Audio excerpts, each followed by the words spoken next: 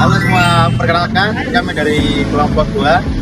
Di sini akan mengikuti sidang di tanggal 24 September 2025, nomor perkara yaitu 65. Perkenalkan, saya Muhammad Sifat Nurdiatullah, NIM 317.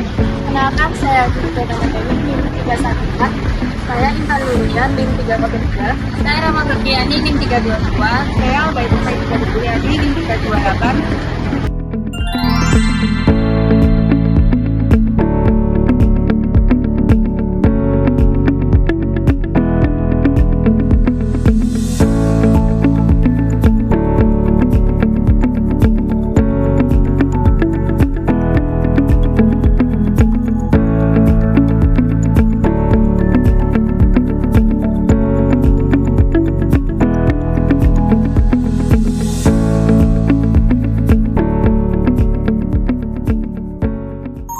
Assalamualaikum warahmatullahi wabarakatuh. Halo semuanya. Jadi pada kesempatan kali ini kami akan membahas terkait sengketa pembatalan sertifikat tanah dengan nomor perkara 65G tahun 2025 di PT UN Surabaya. Kasus ini melibatkan pihak tergugat yaitu pihak BPN Kabupaten Gresik dan penggugat bernama Bapak Askur Rajib, serta pihak tergugat intervensi yaitu Ibu Mubadriyah. Video ini akan menguraikan yang pertama data perkara, yang kedua kronologi sengketa, yang ketiga analisis hukum administrasi negara, dan yang terakhir putusan hukum sebagaimana tercantum pada dokumen resmi PT UN Surabaya. Data perkara dari kasus ini, perkara ini terdaftar pada 20 Mei 2025 di PT UN Surabaya dengan klasifikasi sengketa pertanahan. Dengan nama penggugat yaitu Askur Rajib, kuasa hukum Taufan Reza SHMH, tergugat Kepala Kantor Pertanahan Kabupaten Gresik, tergugat intervensi Mubadriyah, nomor perkara 65G 2025 PT UN Surabaya. Dalam proses peradilan dihadirkan beberapa saksi, yaitu dari penggugat Abdul Sukriman, dari tergugat Al-Mu'ah dan Arifai. Sidang berlangsung dari Juli hingga Oktober 2025 melalui berbagai agenda seperti jawaban, replik, duplik, pembuktian surat, pemeriksaan setempat, hingga pemeriksaan saksi. Selanjutnya ada kronologi.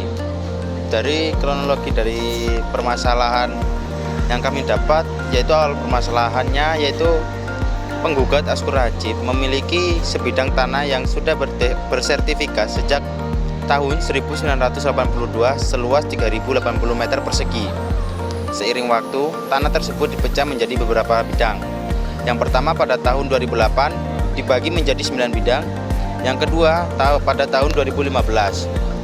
Yang satu bidang lagi dipisah hingga seluruh tanah terbagi menjadi 13 bidang. Sedangkan dari 13 bidang tersebut sudah ada 12 sertifikat yang sudah terbit, sedangkan yang satu sertifikatnya belum terbit. Nah, justru satu sertifikat yang belum terbit ini kemudian menjadi sumber sengketa. Sejak tahun 2017 hingga 2024, penggugat terus menanyakan status bersertifikat yang belum terbit. Jawaban BPN selalu sama, yaitu masih dalam proses penyelesaian. Namun, pada September 2024, saat kuasa hukum melakukan klarifikasi resmi, BPN tiba-tiba menyatakan bahwa sertifikat tersebut telah dibatalkan. Masalahnya, yaitu penggugat tidak pernah diberitahu. Penggugat juga tidak pernah dimintai persetujuan, alasan pembatalan tidak jelas. Selanjutnya, fakta baru yang mengejutkan. Jadi saat proses gugatan berjalan, ditemukan fakta bahwa sertifikat baru justru telah diterbitkan di atas tanah tersebut, yaitu yang pertama, sertifikat hak milik 05140 atas nama Mubadriyah dengan luas 239 meter persegi. Temuan ini sangat janggal karena yang pertama, masyarakat sekitar tidak tahu adanya sertifikat baru. Lokasi tersebut diketahui sebagai saluran air dan sisa tanah milik penggugat. Yang ketiga, nomor persil yang dijadikan dasar penerbitan sertifikat baru tidak sesuai. Yang pertama, sertifikat penggugat yaitu persil 6 kelas D yaitu dataran. Sertifikat Mubadriyah persil 20 kelas S atau sawah. Secara teknis, persil kelas D tidak mungkin berhimpitan langsung dengan persil kelas S karena beda peruntukan dan topografi. Selanjutnya untuk pemeriksaan lapangan atau pemeriksaan setempat. Hasil pemeriksaan setempat memperkuat keterangan saksi bahwa yang pertama, batas barat tanah penggugat adalah saluran air. Yang kedua, alasan BPN tentang saluran air masuk ke bidang sengketa tidak terbukti. Yang ketiga, sehingga penerbitan sertifikat baru berdasarkan data yang tidak benar. Dari fakta-fakta tersebut, terdapat beberapa pelanggaran serius dari sisi HAN. Yang pertama yaitu pelanggaran asas kepastian hukum. BPN mencabut sertifikat milik penggugat tanpa pemberitahuan dan tanpa dasar hukum yang sah. Tindakan ini menyalahi asas kepastian hukum sebagaimana diatur dalam Undang-Undang Administrasi Pemerintahan. Yang kedua, ada tidak transparan dan cenderung sepihak. Selama 7 tahun, BPN memberikan informasi yang tidak akurat. Pembatalan dan penerbitan sertifikat baru dilakukan tanpa proses yang terbuka. Kemudian yang ketiga yaitu penyalahgunaan wewenang dan penyimpangan prosedur. Pembatalan sertifikat harus memenuhi syarat administratif dan prosedural tertentu. Dalam kasus ini, alasan pembatalan terbukti tidak berdasar. Kemudian yang keempat yaitu indikasi maladministrasi. Terdapat lambannya pelayanan, ketidakakuratan data persil, dan keputusan yang tidak konsisten. Semuanya melanggar prinsip good governance. Dengan dasar inilah, anggota mengajukan gugatan ke PTN Surabaya untuk membatalkan sertifikat yang diterbitkan atas nama Mubadriyah. Selanjutnya isi gugatan penggugat. Dalam petitumnya, penggugat meminta agar yang pertama, sertifikat atas nama Mubadriyah dinyatakan tidak sah atau dibatalkan. Yang kedua, BPN diperintahkan mencabut sertifikat tersebut. Yang ketiga, BPN diperintahkan menerbitkan sertifikat baru sesuai hasil pemisahan atas nama ahli waris, Sapeni, Askurajib, Sapenan, Aminah, Amah, dan Untung. Dan biaya perkara dibebankan pada tergugat. Selanjutnya, putusan pengadilan. Pengadilan menerima eksepsi dari tergugat dan tergugat 2 intervensi mengenai kewenangan absolut. Pokok perkara, hakim memutuskan yang pertama menyatakan gugatan penggugat tidak diterima, artinya gugatan tidak masuk pada pokok perkara karena alasan hukum formal tertentu. Yang kedua yaitu menghukum penggugat membayar biaya perkara sebesar Rp3.666.000. Putusan ini menunjukkan bahwa pengadilan tidak sampai pada tahap memeriksa materi sengketa, termasuk keabsahan sertifikat Mubadriyah.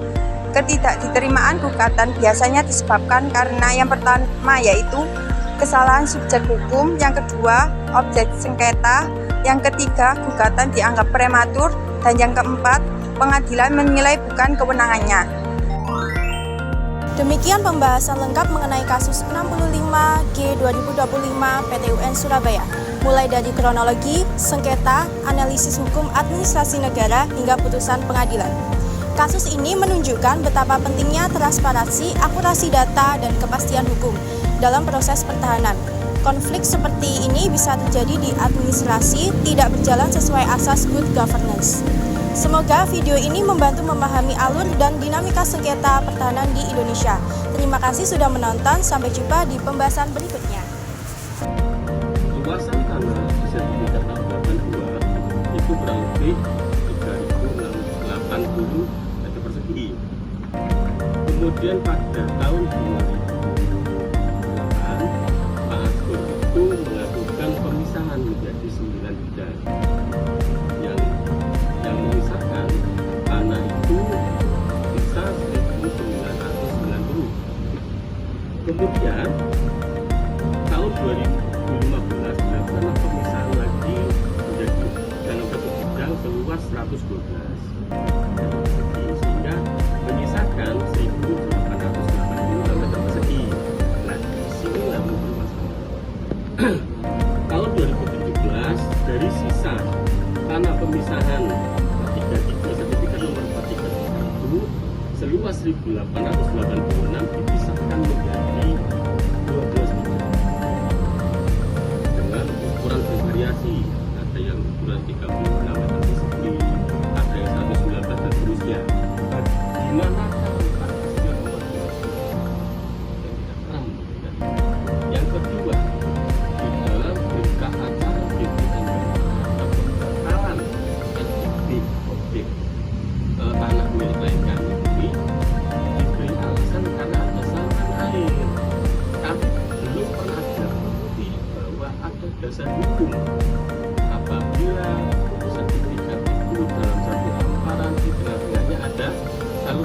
apakah harus batal otomatis? Harusnya kan diberikan pemberitahuan ini harus diangkat, dikeluarkan